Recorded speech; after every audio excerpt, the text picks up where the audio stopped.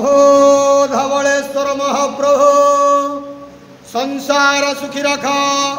आज पवित्र श्रीकुंडीचा आषाढ़ मास शुक्ल पक्ष द्वितीय तिथि रे समस्त भक्त मान को आशीर्वाद कर, मनस्कामना पूर्ण कर, कर्मक्षेत्र उन्नति कर, ग्रह रिष्टमान खंडन कर।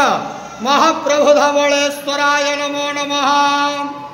प्रभु करचरण कृतं वः कायजं कर्मजं वः श्रवणनयनतं वा मानसं वा पराधं विहितं वः सर्वमेतत्क्षमस्व।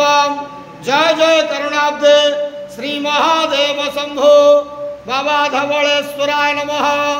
संसार सुखी रखंत आनंद के वार हरि बोलो। समस्त भक्त मान को आशीर्वाद करंत आनंद के वार हरि बोलो। कर्म क्षेत्र उन्नति करंत आनंद के वार हरि बोलो। महाप्रभु धवलेश्वर